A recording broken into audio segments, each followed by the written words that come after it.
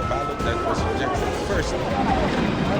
Live mula sa GMA Network Center, ito ang 24 Oras.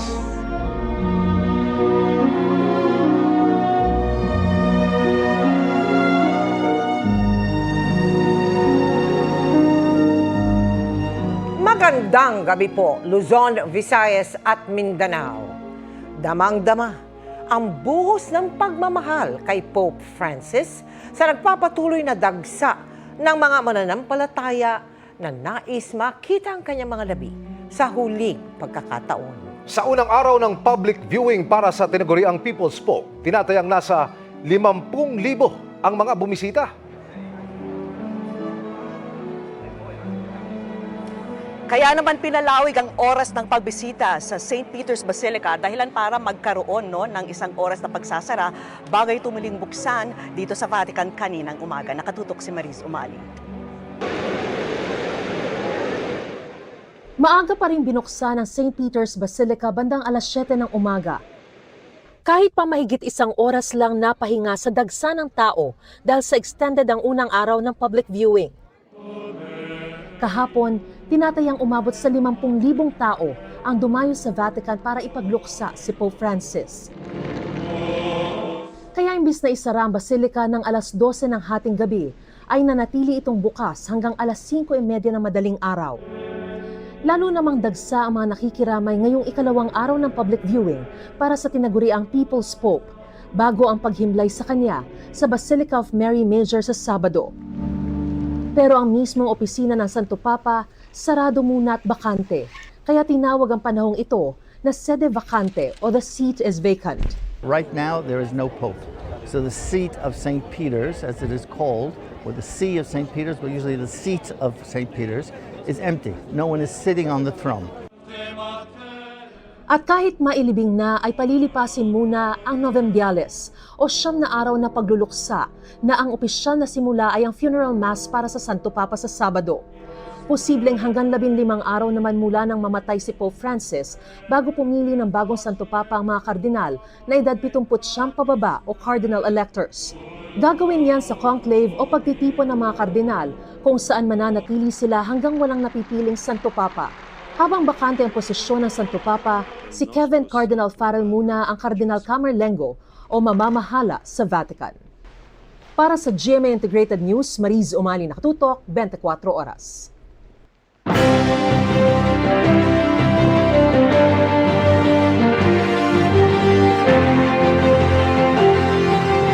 Samantala, patay ang re-electionist mayor sa Rizal, Cagayan matapos pagbabarilin sa gitna mismo ng pangampanya. Nakatutok si Oscar Oida. Sa kanyang social media post, nakapag-live pa kagabi online ang re-electionist mayor ng Rizal, Cagayan na si Joel Ruma habang nangangampanya sa barangay Ilyuro Sur. May bahagi pa nga ng programa na may masayang sayawan. Pero pagkailang minuto, napalitan niya ng takot nang umalingaw-ngaw ang sunod-sunod na putok ng baril. Kasunod nito ay nakitang nakahandusay at may tama ng bala si Mayor Ruma at 3 niyang kasama. Nagkaroon po siya ng tama dito nga po sa baba ng kanang balikat po niya, at itong si Mr. Abigebel nga po at nagkaroon din po ng tama at ng daplis, at ganoon din po si Mrs. Talay at saka si Mr. Arnel Talay po, sir. Yan, nagkaroon nga po sila ng daplis. Naisugod pa ng ospital ang alkalde pero kalaunay binawian din doon ng buhay. Sa inisyal na pagsiyasat ng Cagayan Police, lumabas na pumosisyon ang salarin mula sa mataas na bahagi sa lugar.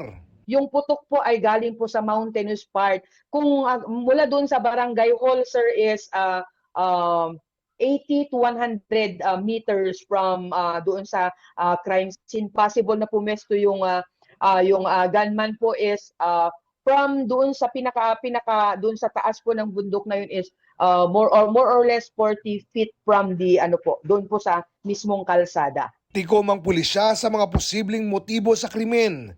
Bagamat bagong insidente ay wala naman umanong banta sa buhay ng alkalde. may binuo ng Special Investigation Task Group para mapabilis ang pag-iimbestiga sa kaso at kung ang mayor ba talaga ang target. Yung tama ay parang direkta po sa kanya. However, sir, is sabi ko nga po kanina, continuous pa rin po yung pag-gather ng mga information. Itong pong nasabi po natin na iba pang mga biktima ay mga mga daplis lamang po yung kanilang tama at nasa hospital pa po sila sa ngayon. Nagkasana ng manhunt operation ng pulisya laban sa mga salarin at nagtatag ng mga checkpoint. Pero aalimin din kung nagpaputok ng baril ang 4 na police escort ni Ruma. Ipaparapin din po at forensic din po yung kanila mga issued firearms po. Para po ma-determine natin kung sino po ang possible na nakasugat doon sa mga ibang taong na wounded po doon sa area po, sa loob ng barangay. Sa gitna niyan, may pakiusap ang Cagayan Police sa mga netizen. Please be responsible po na alam naman po natin yung atin pong duties and responsibilities as user nga po ng atin pong social media. Sana po gamitin po natin ito ng tamang paraan at maayos na paraan. Pinag-aaralan naman ng COMELEC kung kailangang ilagay sa COMELEC control ang bayan ng Rizal. We will demand justice and sana nga ito ay wake-up call din sa ating pong pamunuan ng Philippine National Police. Hanggat hindi po kasi tayo nakaka-aresto, hindi po sila maniniwala na itong eleksyon na darating ay magiging matahimik. Para sa GMA Integrated News, Oscar Oida, nakatutok, 24 oras. Pinagpapaliwanag ng Land Transportation Office ang may-ari at driver ng naaksidenteng truck sa Marikina na naging mitya ng pagkakarambola ng 5 sasakyan. 3 ang nasawi sa naturang aksidente. Nakatutok si EJ Gomez. Nagkawasak-wasak at nayupi na parang lata ang 5 sasakyang damay sa karambola matapos maaksidente ang isang trailer truck sa Barangay Fortune sa Marikina City mag-aalas 10 kagabi. Kabilang sa nadaganan ang 2 papasaherong jeep, 2 kotse at isang SUV.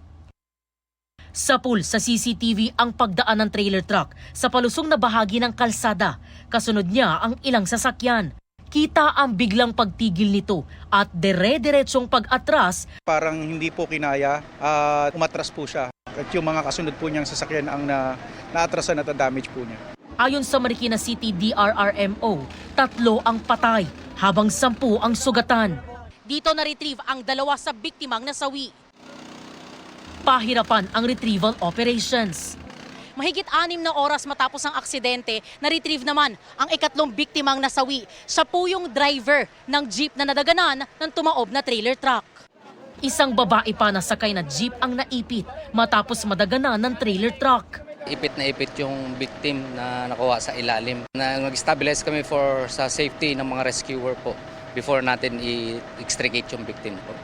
Ayaw natin na malagay siya sa alanganin. Or sinubukan po namin gamitan po siya ng heavy equipment agad, pero mas naiipit po siya.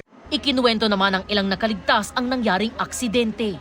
Pagbangga ng mga sasakyan sa harapan ko, tumalsik na sa akin yung bubog. Akala ko, sabi ko, wala na, patay na, gano'n. Pinilit ko na lang iliko yung manibela para lang makaiwas. Buti na lang nakaligtas kami lahat. Hawak na ng Marikina City Police ang 55 anyos na truck driver. Paliwanag niya, galing siyang Maynila at magdi-deliver lang sana ng mga karga nitong tabako at cotton sa Marikina. Nararamdaman ko po na medyo pahin na yung yung tunog yung truck po. Tapos hindi na kayang umahon. Kaya nga nagpreno po ako kahit anong apak ko po sa preno po, wala talaga po. Hindi ko po talaga sinasadya po talaga yan. Aksidente po talaga yan. Sorry po kung anong nangyari. Siyempre, tao lang po tayo.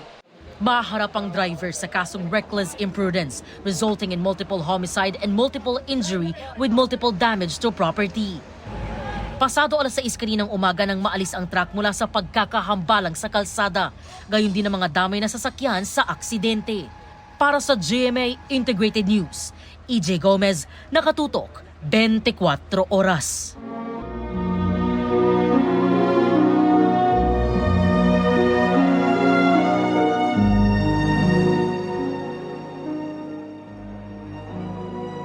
At nandito pa rin tayo sa harap nga ng St. Peter's Basilica. Nasa pila nga kami kagabi bago ang cut-off sana sa public viewing.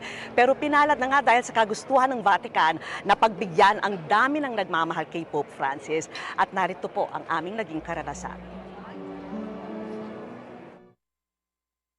Hindi naging hadlang ang ginaw sa gabi, ang ilang oras na pagtayo sa pila at ang mahigpit na security check para sa mga debotong nais masilayan sa huling pagkakataon si Pope Francis. Ito po yung eksena sa labas ng St. Peter's Basilica. Maghahating gabi na pero libo-libo pa rin ang mga nakapila. Sinasabi na abot daw ng 4 na oras ang waiting time dito pero matyagang naghihintay ang mga mananampalataya para makapagbigay pugay sa minamahal na Santo Papa. Ang ilan nagkwekwentuhan, ang iba nagdarasal o tahimik lang na nagmamasid. May ilan ding nagsiselfie at may nadatnan pa kaming grupo ng mga estudyanteng nag-alay ng kanta para sa ating Santo Papa.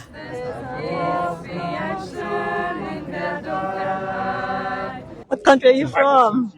Italia. Italia. What country? What country are you from? Austria.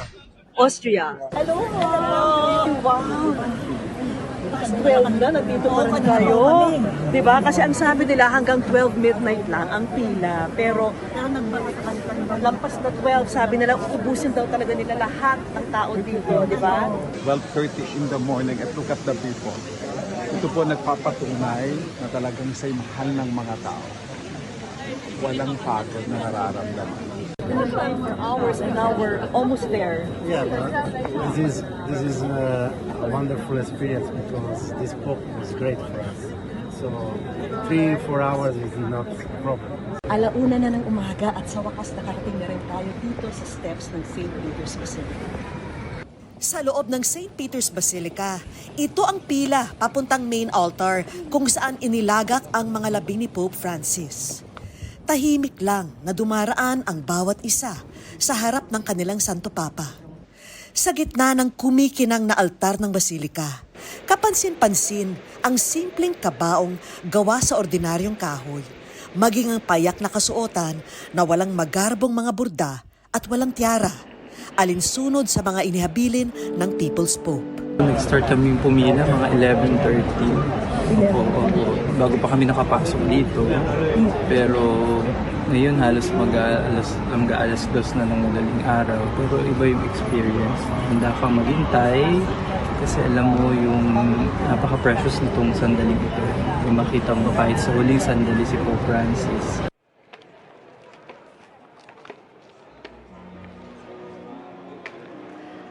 At Mel, Emil, talagang bukang bibig ng mga tao rito yung napakahabang pila, no? Ngayon nga ang day 2 at ito nga ang mga dyaryo na hawak ko. Ito yung La Observatore Romano na isa sa pinakasikat na pahayagan dito sa Roma. Ang headline nila ay Le Ultima Audienza di Francesco, meaning the last audience of Pope Francis. At talagang kita mo naman yung mga litrato ng napakahabang mga pila. Ayan po. Ito yung isa pang pahayagan, Il Mensajero. Ang headline nila, Il Grande Abbraccio, meaning the Grand Embrace. Tampok din itong napakahabang pila, no? Dito sa Vatican City. At ito na yung isa pang pahayagan, In fila per ore li adio al Papa, online for hours, farewell to our Pope. Ito naman yung eksena sa loob nga ng St. Peter's Basilica. At ito naman, panghuli, ang kuha sa gabi. Dito nga, sa harap ng St. Peter's Basilica, giorno e notte, day and night. So lahat ng pahayagan, ang laman niyan ay yung napakahabang pila nga dito sa St. Peter's Basilica. Mel? Vicky, hindi yan ang unang coverage mo sa Vatican, alam ko. Noong 2005, isa ka sa mga nakasaksi ng mapili si Pope Benedict XVI bilang bagong Santo Papa. Naroon ka rin noong 2011 sa beatification naman ni Blessed John Paul II. At ngayon, sa pagpanaw ni Pope Francis, kwento mo nga, paano mo makukompare yung mga na-pass na mga coverages mo, Vicky? Nako, napakahirap na tanong yan dahil talagang lahat sila well-loved na mga Santo Papa. Pero ang masasabi ko lang, ngayon ang napansin ko sa sistema ng pagko-cover, dati talagang depende tayo sa traditional media. Ngayon, sikat na social media, lahat may dalang camera, nagpipicture, nagpo-post sa kanilang mga social media pages. So yun yung isang kaibahan na napansin ko. Siyempre nagtanong-tanong rin ako dito sa mga security detail at sinabi nilang mas maraming tao noong namatay si Pope John Paul II, pero may pero yan.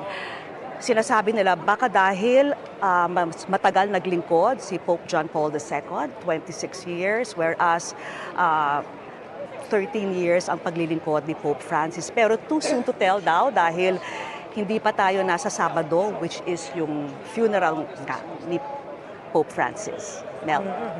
Vicky, pag-usapan natin ng seguridad. Meron bang mga pagbabagong paghihigpit kang napansin dyan, Vicky? Nako, Mel, pahigpit ang seguridad dito nga sa St. Peter's Basilica. Kagabi, nandito nga tayo, no? Sama-sama ang lahat ng journalist, lahat ng members of the clergy, yung mga pare, madre, pati yung mga deboto, no? Sama-sama sa iisang pila at lahat yan, isa-isa, nag-undergo yan ng security check sa mga x-ray dito na talagang nakahilera dito sa likod ko. So, ganong kahigpit ang seguridad. Tapos pagpasok mo naman sa loob ng Basilica, talagang mataimtim, no? At very strict rin ang security. Hindi ka pwede magtagal. Talagang ang bilis ng pacing. Kailangan, pag nakita mo na ang mga labi ni Pope Francis, aalis ka na kaagad. Yung mga nagpapasimple pa doon na medyo gusto pang magstay na mas matagal, talagang ini-escort sila palabas. So, bukas inaasahan mas magiging stricto pa, lalo na sa Sabado, kasi darating na ang mga world leaders at iba pang mga kardinal dito nga sa St. Peter's Basilica. Mel. Vicky, kanina nabanggit mo, no, hanggang alas 12 ng gabi lang ang viewing. Pwede bang ma-extend kaya yan? Dahil sa dami ng tao pang ikaw nga nagsabi, dami-daming tao pa talagang nais na makita sa huling pagkakataon ng mga labi ng Santo Papa. Vicky. Naku, sinabi mo yan, Mel. Kasi ang schedule talaga ng viewing dito is 7 a.m. hanggang hating gabi. Pero kagabi, nandito na kami pasado alas 12. Ang dami pa ring tao. So, siguro inubos na lang nila yung pila hanggang mga alas 2, no? Pero may mga pa-isa-isa pa rin dumarating kasi ang naging habilin dito is ubusin lahat. Ayaw nila na talagang hindi ma-accommodate ang lahat na bumiyahe pa rito para lang masilayan sa huling pagkakataon si Pope Francis. Maraming salamat sa iyo, Vicky. So for today, day 2 ng public viewing, Mel, yes, day 2 ng public viewing, idadagdag ko lang na ang schedule ay ganun pa rin, 7 a.m. hanggang 12. Pero inaasahang tatagal pa ito, no? And tomorrow naman, no, last day ng public viewing, 7 a.m. hanggang 7 p.m. para mabigyan sila ng pagkakataon na ihanda yung lugar dahil na nga sa malaking event sa Sabado, yung mismong funeral ni Pope Francis. Antabayan na namin, Vicky, karagdagang mga ulat mula sa iyo. Maraming salamat. Live po yan, si Vicky Morales mula sa Vatican. May mga indikasyong nakikialam umano ang China sa eleksyon ayon sa National Security Council sa pamamagitan ng pagsuporta o paninira sa ilang kandidato. Inakusahan din ng isang senador ang Chinese Embassy ng pagbabayad sa isang lokal na kumpanya para bumuo ng chocolate farm. Nakatutok si Mav Gonzalez. May mga indikasyong nakikialam ang China sa 2025 elections. Binanggit yan ng National Security Council sa pagdinig ng Senado kanina. There are indications, Mr. Chairman, that information operations are being conducted that are Chinese state-sponsored in the Philippines and are actually interfering in the forthcoming elections. So, ibig sabihin nito, may mga ongoing operations ang China para suportahan yung mga kandidatong gusto nilang manalo. Yun ang diretsong tanong ko. Yes. At kontrahin naman yung mga kandidatong ayaw nilang manalo. Yes, there are indications of that. Tukoy na ng konseho pero hindi pinangalanan ang mga kandidatong posibleng tinutulungan o sinisiraan ng China. May mga natukoy pero hindi rin pinangalan ng mga Pinoy influencer na nagpapakalat ng Chinese propaganda. Alegasyon pa nga ni Senador Francis Tolentino, kinontrata ng Chinese Embassy ang lokal na kumpanyang Infinite Us Marketing Solutions para bumuo ng troll farm. Binayaran umano ng embahada ang kumpanya ng 930,000 pesos noong 2023. Nagre-report pa aniya ng accomplishments ang Social Army, kabilang ang mga paninira aniya sa Administrasyong Marcos Jr., pati sa Typhoon Missile System ng Amerika at pagpuri sa gobyerno ng China. Siguro, yung mga kababayan natin doon ang naging keyboard warriors. Hanggang ngayon, ongoing pa ho ito.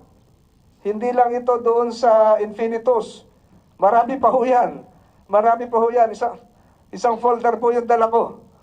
Marami pa ho yan. Hindi lang yan ang akala natin ay yun ang tunay na sentimiento ng mga nagpo-post at nagre-react. Subalit, ito pala nagpapatunay na binayaran. Binayaran ng People's Republic of China para sirain hindi lang ang kredibilidad ng isang tao o namumuno kung hindi ng ating bansa. Very alarming and we are very worried about the implications to Philippine national security. Iimbestigahan na rin ito ng National Bureau of Investigation. Kinukunan pa namin ng tugon dito ang Chinese Embassy at ang kumpanyang Infinite Us. Para sa GMA Integrated News, Mav Gonzalez, nakatutok, 24 oras. Ayon naman kay COMELEC Chairman George Garcia, isang buwan na mula ng may na-monitor na foreign interference o pakikialam ng ibang bansa sa eleksyon 2025. Base sa impormasyong nakuha niya sa mga pulong ng iba't ibang intelligence agencies. Meron din anyang nagkakasanang pakikialam na narito sa Pilipinas. Tinitiyak naman ng COMELEC na walang mangyayaring dayaan sa darating na eleksyon. Balikan natin ang mga lokal na balita. Pinupuna na ilang grupo ang planong magbenta ng bigas sa halagang 20 pesos kada kilo na limitado lang sa Visayas at posibleng ikalugi umano ng gobyerno. Sinagot niya ng Malacanang, pati ang naunang pagkwestiyon ni Vice President Sara Duterte sa programa. Nakatutok si Bernadette Reyes. Dali-daling pumunta sa Kadiwa Store sa Quezon City ang 70 anyos na si Lola Cindy sa pag-aakalang makakabili na siya ng 20 pesos kada kilo na bigas. Tumatakbo pa ako kasi sabi ko habulin ko. Tapos pagdating nyo? Wala pala.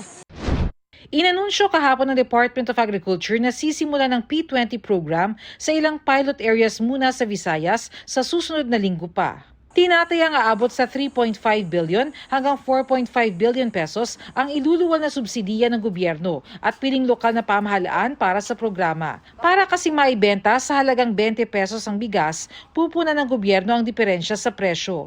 Maganda naman daw ang layunin ng programa ayon sa Federation of Free Farmers Cooperative para maibenta ang stocks ng bigas sa mga warehouse ng NFA na nanganganib babulok. Pero malaking lugi raw ito sa pamahalaan kaya mungkahin nila.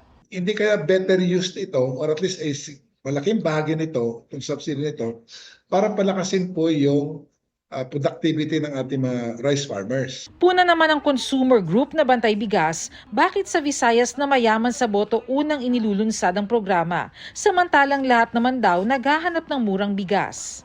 Double digit yung pagbaba ng kanyang trust rating at syempre yung pwedeng pabanguhin yung image ni BBM which will translate doon sa kanyang mga slate, senatorial slate, para matiyak yung boto para sa kanila.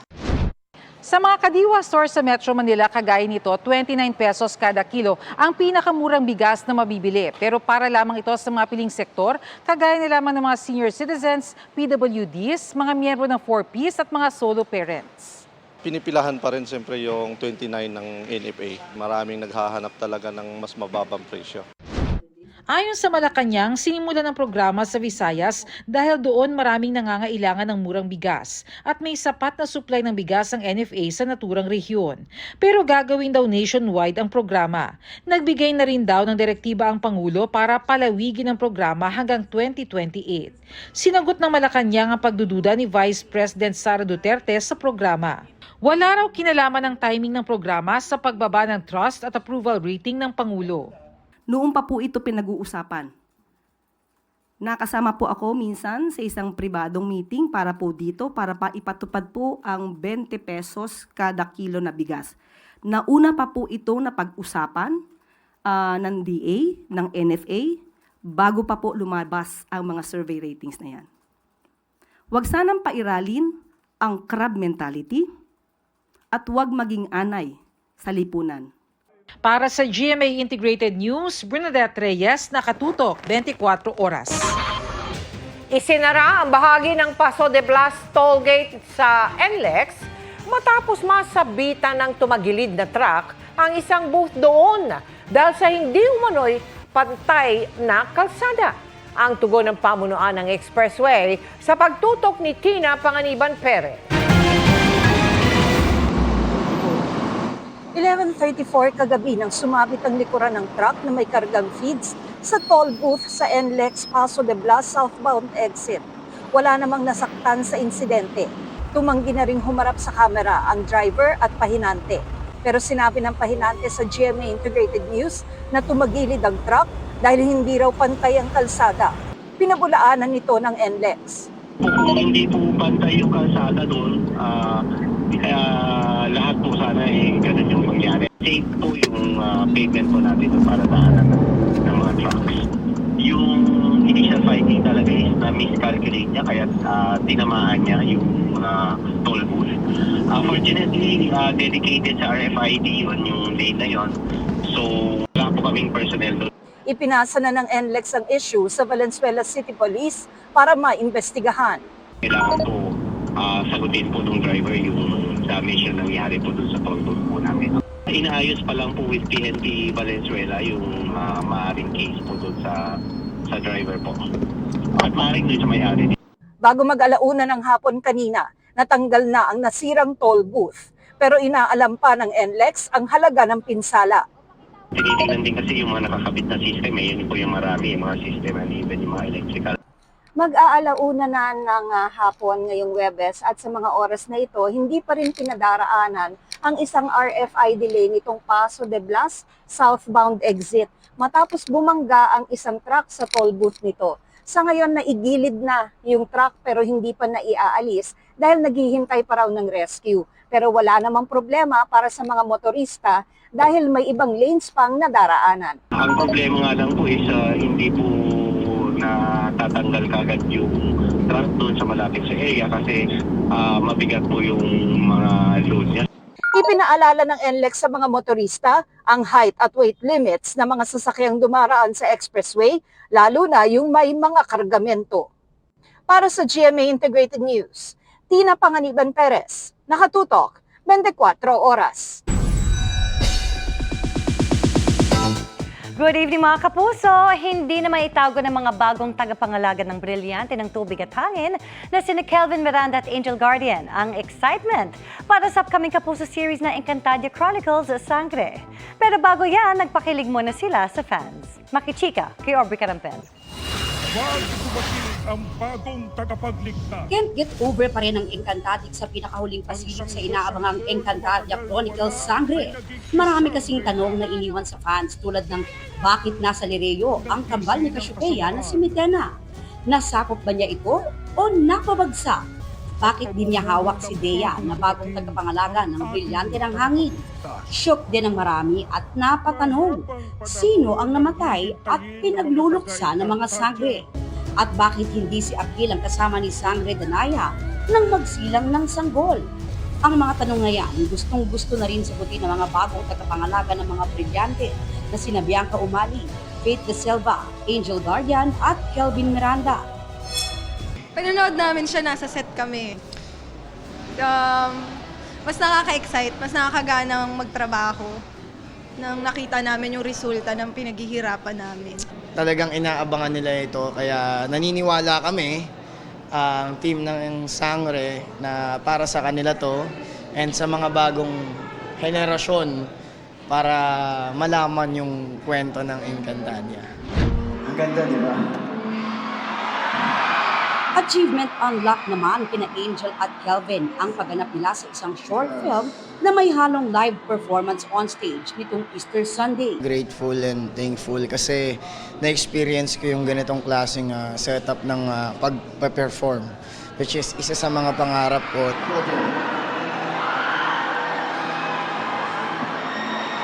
will you be my wife?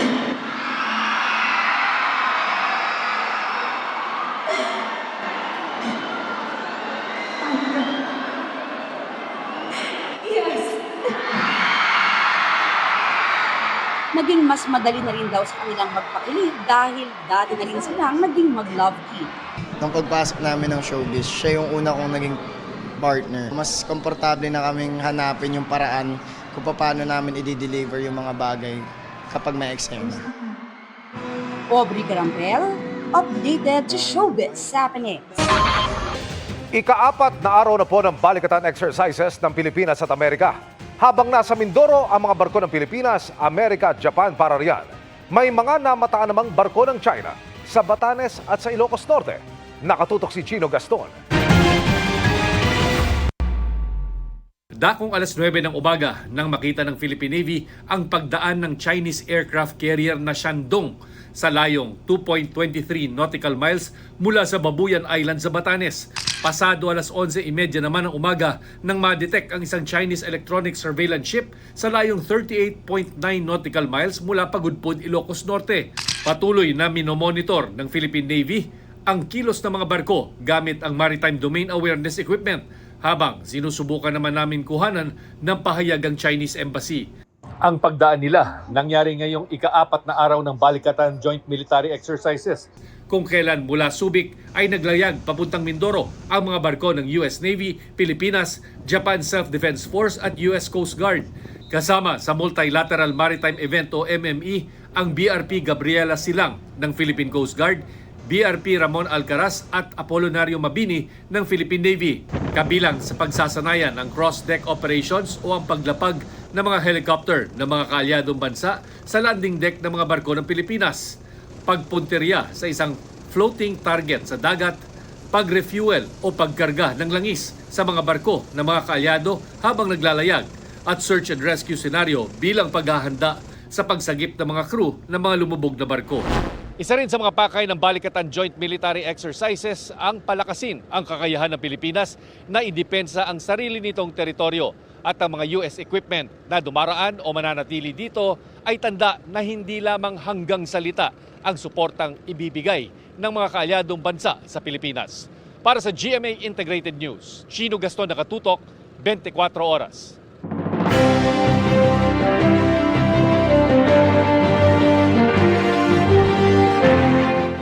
Habang papalapit ang eleksyon, nadadagdagan din ang mga kandidatong pinagpapaliwanag ng COMELEC dahil sa umano'y vote buying at ibang posibleng paglaban. Kabilang dyan ang naglalaban sa pagkaalkalde sa Maynila. Nakatutok si Sandra Aguinaldo. Inisyuhan ng show cause order ang dalawang kandidato sa pagka-mayor ng Maynila. Sina dating Mayor Isko Moreno Dumagoso na ayon sa COMELEC ay namigay umano ng 3,000 pesos sa mga guro, at Samuel Versosa na namigay umano ng goods na may pangalan niya.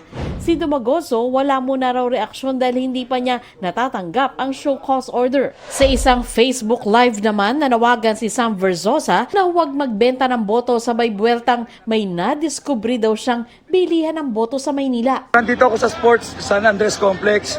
Nagbibigay ng 1,000 ngayon. Kami pa yung babalik na rin na bumibili ng boto. Mas malinaw ang vote buying nandito sa San Andres Complex. Kayo na humusga sino tunay na namimili ng boto. May show cause order din si Mayor Dale Gonzalo Malapitan ng Caloocan dahil sa posibleng abuse of state resources matapos umanong mabigay ng mahigit 3,000 pesos. Sa isang statement, sinabi ni Malapitan na bahagi ng programang Agapay sa Manggagawa ang pinamahaging pera. Nabigyan daw ng COMELEC ng exemption ang programang ito para tuloy-tuloy na mabigay sa mamamayan. Ibinahagi niya ang kopya ng dokumento mula sa COMELEC. Naisyuhan din ng show cause order si Baybay City Leyte mayoral candidate Marilu Baligod at si Levito Baligod na kandidato sa pagkakongresista. Dahil sa pagsasagawa ng raffle, kalakip ng kanilang mga mukha at pangalan sa mga papremyo. Pagpapaliwanagin din ng COMELEC si Sangguniang Bayan member Jerry Jose dahil sa pamimigay umano ng buhay na baboy sa mga botante. Pinagpapaliwanag din ang mga kandidato para sa Sangguniang Bayan, Panlunsod at Panlalawigan na sina Ana Katrina Marcelo Hernandez dahil sa pamamigay ng mga electric fan, bigas at t-shirt at si Julian Edward Emerson Coseteng dahil sa pamamigay ng papremyong 500 piso sa isang e-wallet app. Sinusubukan namin kunin ang kanilang mga pahayag. Para sa GMA Integrated News, Sandra Aguinaldo, nakatutok, 24 oras. Itinanggi ni congressional candidate Levito Baligod ang aligasyong vote buying. Anya, hindi niya alam kung ano ang naging basihan nito. Dagdag pa niya, hihintayin muna ang kopya ng show cause order para masagot ito ng maayos. Pero ngayon pa lang, iginiit niyang hindi sila nagpa-raffle at wala ring planong magkasanang raffle na labag sa election law.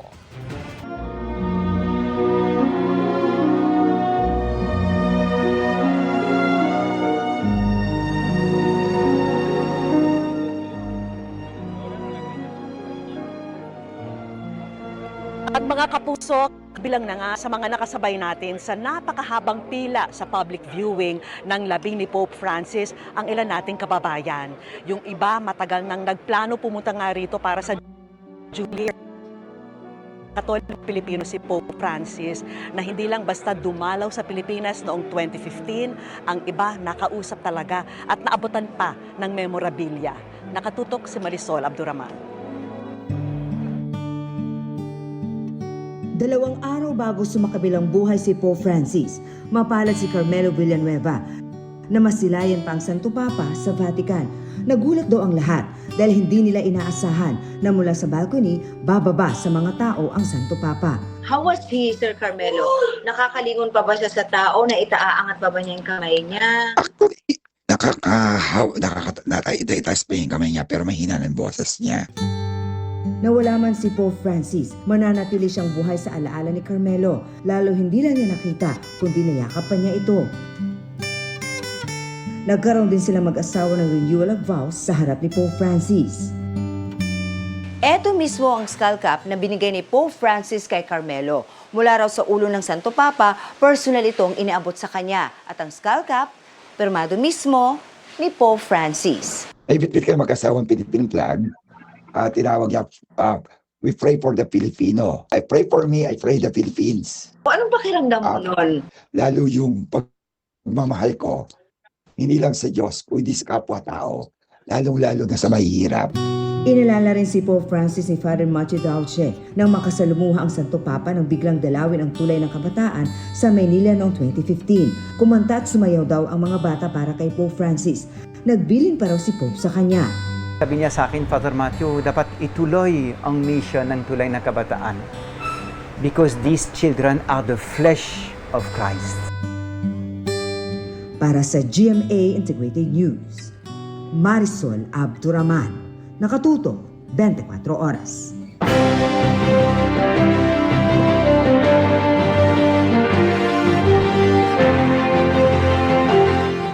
Labing-walong araw bago ang eleksyon, tuloy sa panunuyo sa mga botante ang ilan sa mga tumatakbo sa pagkasenador. Ang kanilang mga plataporma at aktibidad sa pagtutok ni Salima Refran. Pagpapalago ng turismo ang idiniin ni Senator Lito Lapid sa Pampanga. Pati si Manny Pacquiao na pagpapaunlad ng kanayunan ng nais. Si Tito Soto, pagsasabatas ng 14th month pay ang sinusulong. Si Senator Francis Tolentino nangakong ipanglalaban ng Pilipinas. Pag-standardize ng sweldo ng mga tanod ang gusto ni Congressman Erwin Tulfo. Nagpasalamat si Congresswoman Camille Villar sa suporta ng mga Kapampangan. Isa sa binigyang diin ni Benher Abalos ang libreng pabahay. Pag-alis sa tax sa overtime pay at bonus ang isinusulong ni Mayor Abby Binay. Programa magpapaunlad sa Pampanga ang pinangako ni Senator Bong Revilla. Matibay na ugnayan ng national at local government ang diniin ni Senator Pia Cayetano. Bumisita sa Kalibo Aklan si Congressman Rodante Marcoleta kahapon kasama sina Jimmy Bondo, Philip Salvador at Senator Bongo na sinusulong ang pinalawak na PhilHealth benefits. Nag-ikot sa palengke sa Dagupan si Senator Amy Marcos. Nakipagpulong sa mga manggagawa sa Cagayan de Oro kahapon si Attorney Sunny Matula. Nasa Maynila siya ngayon, kasama sina Jerome Adonis, Ernesto Arellano, Representative Franz Castro, Calio de Guzman, Mimi Doringo, Attorney Luke Espiritu at Modi Floranda. Pagtuldok sa kontraktualisasyon ng gusto ni Liza Masa. Nag-motorcade sa Pampanga si Kiko Pangilinan.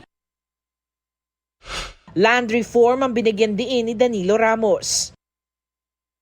Sinabi ni Nars Aline Andamo na tutugunan ang climate crisis. Kasama sina Roy Cabonegro, David De Angelo at Norman Marquez.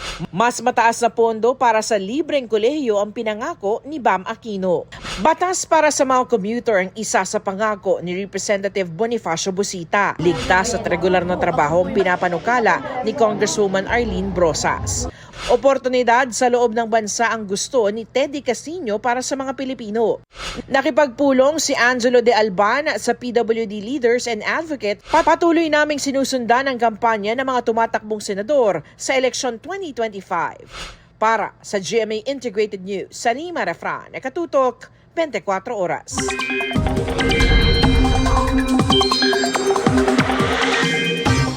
Mga kapuso, isang low-pressure area o sama ng panahon ang posibleng mabuo malapit sa bansa sa mga susunod na araw. Sa inilabas na datos ng Pag-asa, posible ang mabuo sa may timog na bahagi ng Mindanao.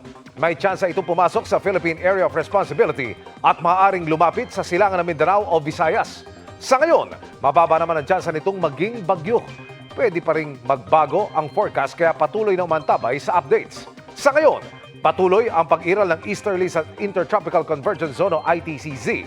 Dahil pa rin sa easterlies, 26 na lugar ang posibleng makaranas ng matinding init na aabot sa danger level bukas. Pinakamataas ang sa Dagupan, Pangasinan na 45 degrees Celsius pero paalala mga kapuso, may tsansa pa ring umulan. Base sa datos sa Metro Weather, bago magtanghali bukas ay posibleng may pag-ulan sa Cordillera Administrative Region at Palawan. May kalat-kalat na ulan din sa Visayas at Mindanao. Pagsapit ng hapon, may mga pag-ulan na sa iba't bahagi ng Northern Luzon, Mimaropa at Mindanao. Posible rin yan sa ilang lugar sa Bicol Region at iba pang bahagi ng Visayas. Sa Metro Manila, bagamat aabot ang init sa 40 degrees Celsius, maging handa pa rin sa localized thunderstorms. Huli sa Makati ang Chinong nagbebenta ng baril na paso ang lisensya. Sa Pasay naman, arestado ang umano'y nagbebenta ng mga dinoktor na medical certificate. Nakatutok si June Veneracion. Sa halagang 40,000 pesos para sa ibinebenta niyang baril, pumayag daw ang Chinese na ito na makapagkita sa kanyang katransaksyon sa Makati. Ang inakalang bentahan lang, entrapment na pala ng pulisya. Paso na ang lisensya ng baril na ibinebenta online ng suspect. Bigay daw ito sa kanya ng kaibigan na umuwi na ng China. Yung pera sana sa pagbenta ng firearm na ito ay gagamitin niya sa pabalik sa China. Kaso po, ito po yung nangyari. Ang nabentahan niya po ay yung kapulisan po natin. 2019 nang pumunta sa Pilipinas ang Chinese kasama ang kanyang pamilya. Pero ngayong taon, umuwi na raw ng China ang kanyang pamilya dahil nagkandalugi ang pinapasukan ng suspect bilang chef. Tinitignan pa po ng mga kapulisan natin, ng investigator po natin kung connected po ito sa Pogo since nakita po natin ay puro Chinese company po ito. Hawakan mo na to. Kapkapan mo baka ako niyan. Sa hiwalay na entrapment sa Pasay, nasa kote naman na nagbebenta online ng mga dinoktor na medical certificate. Gamit niya umano ang mga dokumento ng isang tunay na doktor na tito ng kanyang girlfriend. Ang doktor na raw mismo ang nagreklamo sa mga otoridad. Mabilis po nating natunton ang suspect since po mismong kanyang Facebook account ang ginagamit niya sa pag-offer ng mga medical certificates na ito. Sinusubukan pa naming makuha ang panig ng mga suspect. Para sa GMA Integrated News, June Veneracion, Nakatutok, 24 Oras. Ika nga nila, showing up matters. Kaya naman marami ang naantig sa sorpresa ng isang ama sa moving up ceremony ng kanyang anak sa Bato, Camarines Sur. Naghahanda ng umakyat sa stage ang junior high school completer na si John Harvey Ralota kasama ang kanyang ina. Pero ang hindi inaasahan ni Harvey, may kasama pa silang magmamarcha. Yan ang kanyang amang OFW na umuwi mula sa Saudi Arabia. Laking gulat ni Harvey na muling makita ang ama na 2022 pa niya huling nakita. Kaya napahagulgol siya at napayakap ng mahigpit sa kanyang tatay. Ang video ng news scooper na si Ali Kasili may mahigit 24 million views na. Congratulations, Harvey! Mga kapuso, isang panibagong parangal po ang natanggap ng GMA Network. Kinilala ang Panata Contra Fake News Campaign ng GMA Integrated News ng World Association of News Publishers o WAN-IFRA. Nakatutok si Ivan Mayrina. Wagi ng Silver Award sa Best Fact-Checking Project category ng WAN-IFRA Digital Media Awards Asia 2025 ang Panata Contra Fake News Campaign ng GMA Integrated News. GMA Integrated News! Iniabot ang parangal sa Kuala Lumpur, Malaysia bilang bahagi ng Digital Media Asia Conference, ang pinakamalaking news media industry event na tungkol sa digital trends sa Asia Pacific. Kami ang team totoo. Bahagi ng Panata Contra Fake News Campaign, hindi lang ang pagwawasto ng maling impormasyon, kundi ang pagpapaliwanag sa kung ano ang misinformation at disinformation. Paano ito ginagawa at anong epekto nito? At paano ito madedetect para hindi mabiktima? Lalo ngayong eleksyon 2025. Kaysa sa kampanya ng GMA Integrated News, ang 59 na grupo mula sa pinakamalalaking media at academic institution sa bansa. Para sa GMA Integrated News, Ivan Mayrina, nakatutok, 24 oras. YOLO o You Only Live Once ang mantra ni Sparkle Beauty Queen Rabia Mateo na pinipiling maging positibo sa kabila ng mga pinagdaraanan. Bukod sa personal na relasyon sa ama, nagpapagaling din siya matapos ma-injure sa wakeboarding. Kamusta kaya siya? Alamin sa chika ni Nelson Canlas. Lumaking walang kinagisnang ama si Kapuso Beauty Queen Rabia Mateo. Kaya naman matagal niyang hinintay ang pagkakataong makita ang kanyang ama sa Amerika. Matagal ko na talagang plano, matagal ko nang hinihingi sa GMA yung bakasyon na to because I wanted to be connected with my dad. And nangyari naman siya, pero hindi lang sa resultang ina-expect ko or gusto ko. But however, it's the closure that I needed. Not all stories end in a happy fairy tale, pero sa halip na mag-focus sa lungkot, pinili ni Rabia na tignan ng positibo ang kinahinatnan ng kwento ng kanyang buhay. At least I was able to know na may kapatid ako sa kanya, may dalawa akong kapatid, at may totoong tatay ako. And I'm happy that he's okay. Yun yung importante doon. So anytime naman, bukas naman yung pintuan ko for my family dun sa US. Dahil nagbago ang mga desisyon dahil sa hindi inaasahang outcome ng mga pangyayari, she spent her 2 months na sana ay kasama ang ama sa mga adventures na hindi pa niya nasusubukan dati. You got it! Kabilang na ang kanyang YOLO moment jumping out of a plane. Literally. I've always wanted to try skydiving, pero parang wala siyang chance. And during that time, parang may kasama akong sabi niya, okay, let's do it. Hindi ako kinabahan at all. Ang ganda ng experience. Sana bawat isa makatalon kahit once in their life out sa plane. Recently kasama rin sa thrill-seeking ni Rabia ang wakeboarding activity niya sa Clark. Pero ang kanyang extreme adventures nagresulta sa pasa sa muka at pagkabali ng kanyang ngipin. Okay naman daw siya and there's no stopping her dahil pag-ride naman sa big bike ang next niyang gagawin. Nelson Canlas, updated sa Showbiz Happenings. And that's my chika this Thursday night. Ako po si Iya Arellano, Miss Mel, Miss Vicky, Emil. Salamat sa iyo, Iya. At yan ang mga balita ngayong Webes. Ako po si Mel Tiangco. At mula po rito sa Vatican City, ako po si Vicky Morales para sa mas malaking misyon. Para sa mas malawak na paglilingkod sa bayan, ako po si Emil Sumangil. Mula sa GMA Integrated News, ang News Authority ng Pilipino, nakatuto kami 24 oras.